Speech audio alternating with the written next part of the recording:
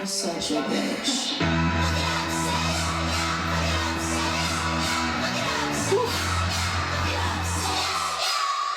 Wow. Okay. Okay, that was an intro. That was quite an intro.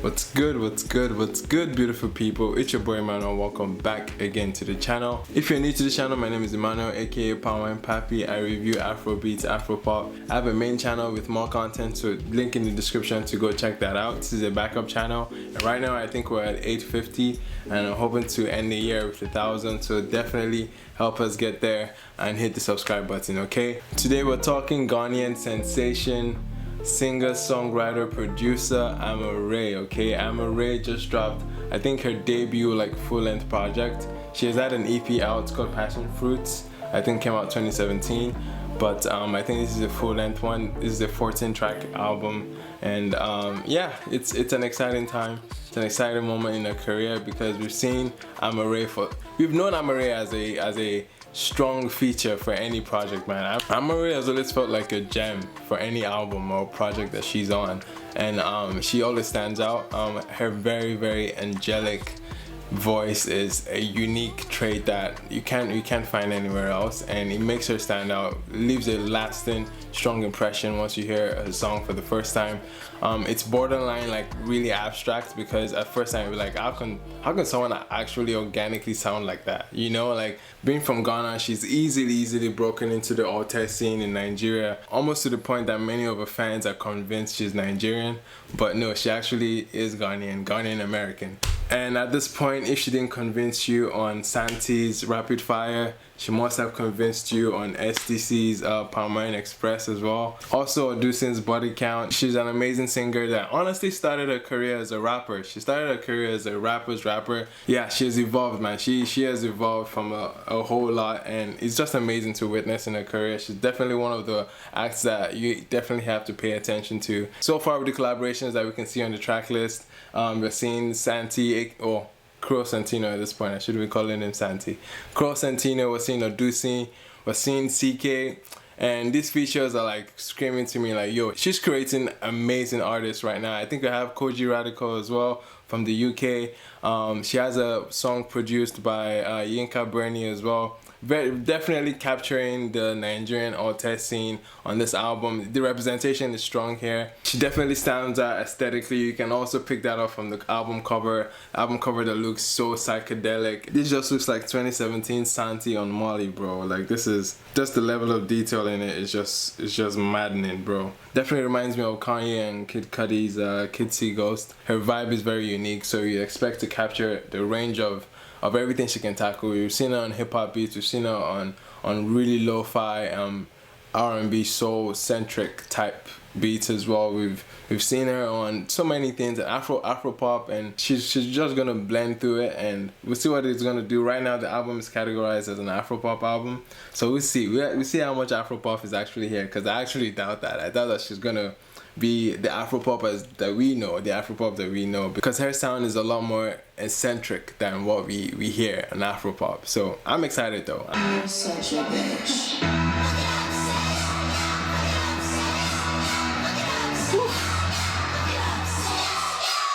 Now that intro gave me a rush, bro. It sounded like there were some kids chasing someone, and it feels like an intro to a Queen album or something. No, maybe not Queen, but yeah, really like sick rock star kind of aesthetic with the electric guitar there. And I love how layered her voice was on that. You know, it sounded like there were 6 kids in a gang or something just yelling, "Fuck it up, sis." Like, just a 20 seconds intro just to get us up there, get us hyped. Fuck it up, sis, you know. And yeah, like I'm ready. I'm ready for the album now, man. Come on. I feel like $1 million with this one, you know. Hey. First off, I think I'm looking back at the fact that she put this album as Afropop. Was that meant to be satirical? I think it is, bro. Because straight up clean melodic hip hop right here, man. It just has a very feel good moment. Her vocal texture being so clean, airy, and like just how clean the vocals are.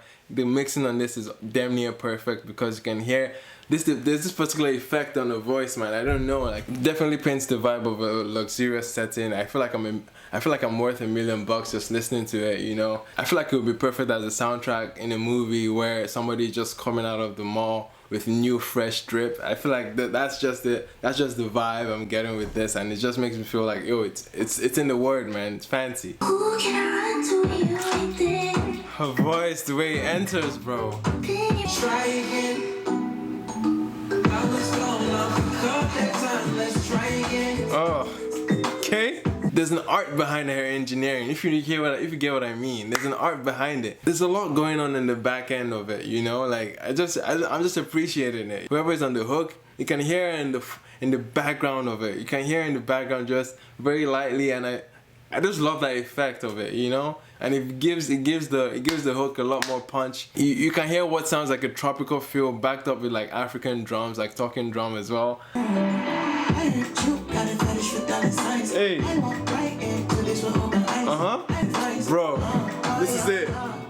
You can hear a sweet tale of chemistry intensifying, you know. It feels like once you have an encounter with someone where you can feel the chemistry building up into like just the tension between you and that person. That's what this song feels like. That's what the song talks about. Leave Me Alone. I've already gotten to listen to that one. The song talks about independence. I think just standing on your own. I feel like it's a great anthem for any breakup season. And most breakup songs you hear is they seem to be downers, you know, songs that you can cry to. But Leave Me Alone doesn't build that kind of a space for you. It builds a more confident based approach. I think the approach on this one is more confidence boosting than anything, rather than like just a sobby like this person broke up with me kind of song. It feels like this is a song where you go to like get some energy, get some ginger, you know. And I just like the assertiveness that the song demands, you know. The song just demands so much, and just that Leave Me Alone type energies. The vocal samples on the back end of the beat as well just help you create this really, really like trance like space that the entire album has been putting me in so far, and I can see this being very cohesive. Guitar intros are just where it's at for me, and if a song starts with a guitar intro, man, I'm just there.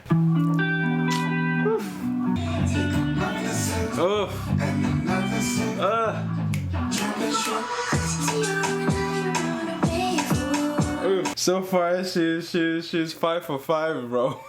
She's 5 for 5 on this album so far, man. Koji Radical coming in with a very, very smooth hook on a soulful tip, you know, and it's thinking about you're gonna make me live the one I'm with, you know, and it's just again building upon that same narrative of having this really, really high tension between someone else and feeling like you want to jump ship. There are a million angles, a million concepts around love that you can touch on, and I definitely love the theme here so far. I love that. I love that angle of being like, okay, there's just so much tension here that we have to address it. We have to address the elephant in the room, and you can see her fight that fantasy, fight that urge, you know. And it's interesting to see that. I think I can see the lineage to the song Fantasy as well. It's kind of connected together. Costantino definitely showing up here, but I don't think it was a standout on this song. His voice here was definitely forgettable, and not to say it's bad, but I don't think he added much in terms of like twists and turns and making a moment in the song. I just didn't feel his presence that I usually feel whenever he features on another person's song. But nonetheless, it makes for a good record completely. Definitely one of the strong ones as well. Hey. Oof.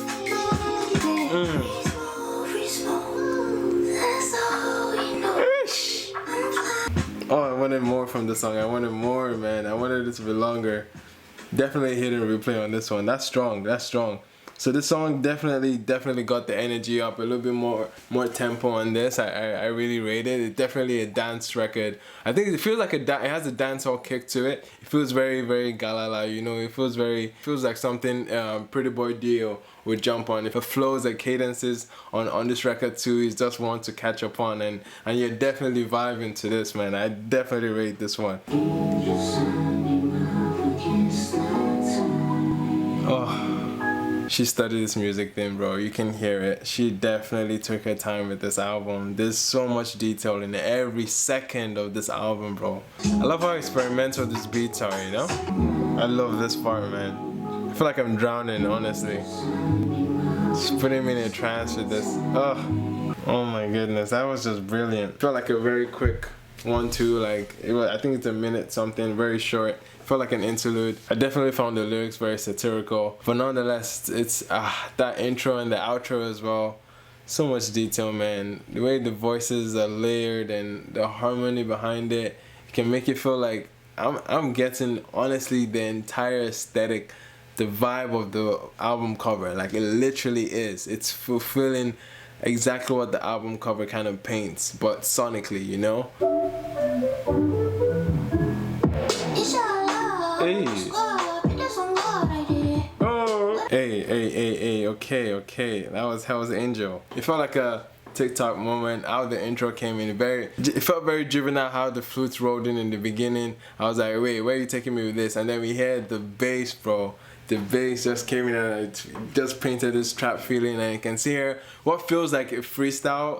How she was just walking over the beat, but it definitely sounded more laid back on her path. It sounded like she was just like having fun on it, and I think that's the kind of attitude the beat alone kind of warrants. You know, it warrants just like a laid back, don't take me too serious kind of thing. I'm just rambling on, but I can definitely see how her voice is very, very abstract in the sense that it's like it's very unique and so pulled away from the normal kind of voices that you hear, that okay, on a hip-hop beat where you're supposed to get turned, it just sounds a little different, and it takes a bit of while to warm up to. And it definitely there's definitely pockets of it where you feel uncomfortable a little bit. I can definitely feel those moments in this song. Yet again, I think we're getting another confidence booster kind of record too. I can see the song having some confidence, like braggadocio kind of lyrics as well. It's hip-hop, it's very hip-hop, so you expect her to brag a little bit of points here, talking about Rolls Royce and everything, you know? Wow.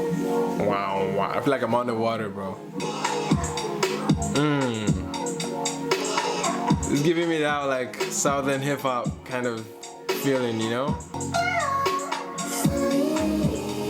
Hey. Come on. Definitely a fan of this hook. You can hear her hit those ungodly high notes, man, with her voice. Her falsetto is just too much, man. It's so ungodly, man. Yeah, and you can hear on what feels like a southern hip hop kind of beat, you know, something Paul Wall or a Big Crit can sound on, you know. Definitely a mad record. Her voice obviously taking the strong presence that it always does, and the hook is just infectious.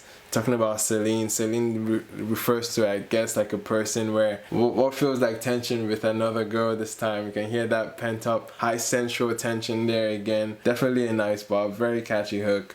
Definitely going back to this one as well. I really want to hear Amaarae and Rema, you know. Anytime Rema is like in his emo rap bag, you can definitely see both of them vibing together on a record like this.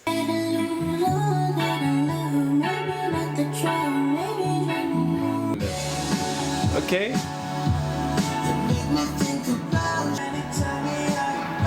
Oh my gosh, it ends like that. Again, she's bringing that what feels like 80s pop rock, you know, like feels like an interlude. It's only a minute long, but nonetheless it's very unpredictable, the range that she has, man.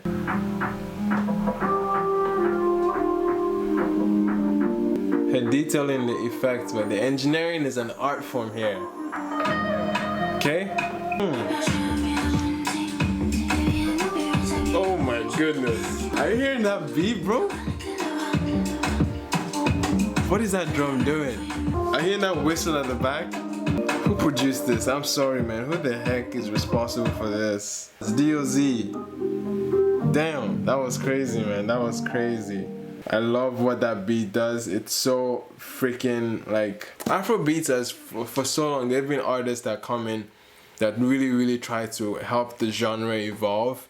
And what she's doing right now is definitely pushing them. I think Rema has done its fair share of doing that for the new generation, and what she's doing here is, I think, even pushing it to another trajectory. Like, this is something else, this is something different. And trust me, I love all the Altair guys. I love what they're doing. I love how eccentric their voices are, but this just feels like it's on its own lane. Like right now, it's just, I'm seeing it beyond all the Altair like thing that we want to like, the Altair label that we want to slap on it, but I'm seeing something of a whole different genre here, man. It's a whole different space that I'm seeing here. This is art in Afrobeats, bro. Oof. I love how experimental the beats are, bro. Is she speaking Yoruba here? Emi ati iwo. She's sampling Tiwa Savage.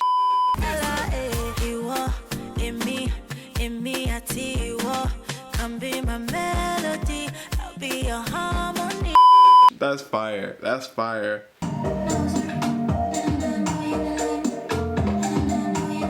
That was a very, very dope beat. I really, really enjoyed the change in textures, man. There's just so much going on in the beat. It sounds so simple, but yet so unique and experimental, and it's definitely very risky approaches she has been taking on many of these songs. Now to the latter end of the song, felt a little bit, again, you can hear those little like hard to understand kind of moments, you know, like hard to, okay, why is she having this run or cadence on this record? Some aspects of it that tends to lean towards that cringy moment, you know, just like really like, oh, I have to be so open-minded to this particular part. But then again, she brings it back up with the very catchy hook that she has on this one, Emi ati iwo. I feel like that was the anchor of the song where she kept falling back to. Okay.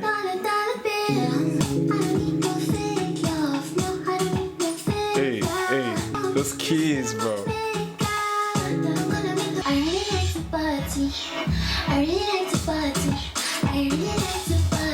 Hey. Hey. Hey. My goodness, that was eventful. That was very eventful. Definitely a party record. Shout out to Yinka Bernie for that beat though. The keys on that. The beat here was very simple. You can see the very focused on the percussion, but you're just hearing small chords here and there. It's definitely a song that was aimed at making people dance. You can hear how she was flowing on the beat. The song is about money as well. She's talking about dollar bills in the beginning. I just like the approaches she has been taking on this album, and this was another moment of that. Yeah, this is an audition balance so far, I feel.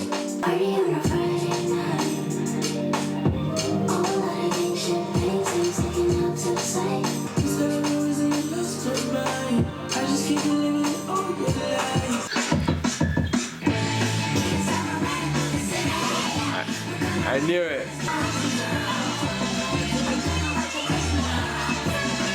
Okay.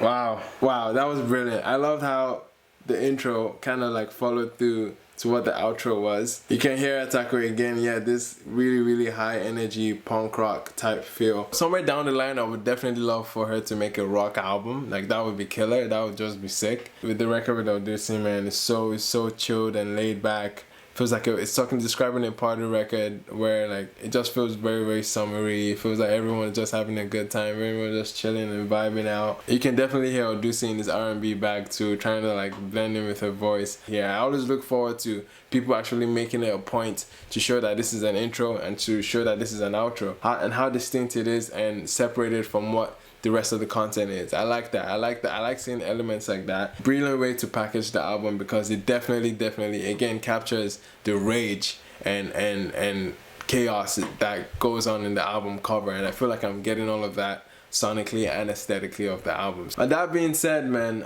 definitely an interesting album. Very eventful. A lot of detail going into this album, man. I don't think I've seen any level of detail from an African album in recent times, bro. There's so much going on in each second of the album. I feel like the engineering too was a piece of art here. Like I feel like the engineering behind every song, just the level of the detail, just the reverb attached to her voice in many pockets, the layering of the voices as well, the harmonies, just on the back end of things, I really appreciated the level of detail that went into what made the album. I'm not even listening on headphones, bro, and I could hear it. Like it's like I could definitely pick it up and I can't imagine what this would feel like in like earbuds or whatnot. Very intentional about the album. Her voice, bro, I feel like you can't touch it. Her voice is what makes her special. Her voice is what makes her unique.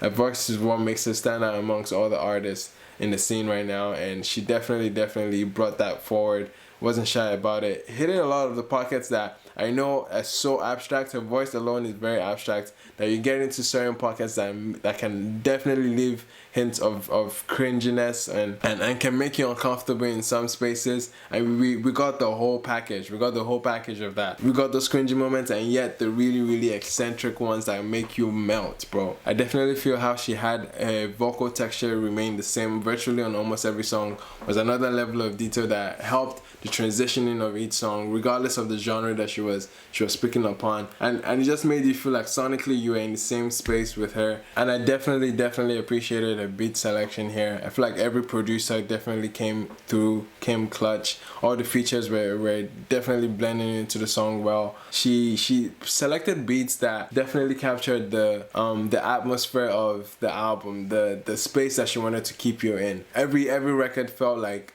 this is out of the ordinary. This is not something that you're used to hearing, hence made it very unpredictable, but yet delightful, because it's like you don't know what to expect. So there's that level of like, oh my gosh, what am I getting into? Am I gonna love this or hate this? And there's that level of like, there's that thrill in not knowing what to expect. That rush. There's a particular rush you get from the album that is so I don't think I've ever found any album this year, man. There's this particular instinct of like, oh my gosh, it could either be really good or really bad. So it's like so you're getting the feel of it. Definitely something I appreciated on this album. Her creation of all the beats, man, was just so brilliant. A range of storylines here and there. Narratives were switching up. You can see in the first section of the album, a lot of it was centrally tense kind of records where you just feel like people are just fighting the urge to keep their hands to themselves, you know what I mean? Another theme here was money. You could see her in different pockets talk about how luxurious some spaces can be. You can see it in Fancy. You can see, and there's a particular song which talks about dollar bills. You can definitely see it as a theme in the album. Another thing was just being braggadocio, like having a hip-hop sentiment, because again, she's another hip-hop artist here. Great hip-hop beats that work with her voice. So you'd expect some braggadocio to come with the hip-hop, and she brought it too. So a lot of confidence boosters here. Just off of Body Count, I remember on Body Count, she definitely created an atmosphere for women. I didn't really catch much of that here. I was kind of expecting that low-key to get a sense of, or just bad girl energy, and to some extent, yeah, towards the end you can hear her say, oh, I'm a bad girl, blah blah blah. And now for my favorites, man. My favorites would be definitely from the first 5 records, with almost everything banged, bro. From Fancy to Fantasy, Leave Me Alone, Jumping Ship. One other one I would slip in there would be track 13, Sad Girls Love Money. My least favorite I would say to be maybe Hell's Angel. Hell's Angel was like a freestyle, but I love certain elements about the song, but for the most part I just felt like there wasn't much intention behind it. It just felt very loose. Dazed and Abused in Beverly Hills as well. I kind of was expecting more from that song. It felt too short. And lastly, I think 3 AM. So yeah, that was my least favorite. Overall, great listen, an amazing album for sure, an amazing debut album, because this is one that would help her solidify her name in the industry. I like the approach. I love the risk that she took in the album. The level of risk that she took on this album. Her voice alone is a risk, bro. Now, with all that being said, my final rating for Amaarae's The Angel You Don't Know. For my first listen, I'm giving it an 8.2 out of 10. Thank you so much for watching, guys. Let me know what you think about this album. Leave it in the comment section how you felt about Amaarae's debut project.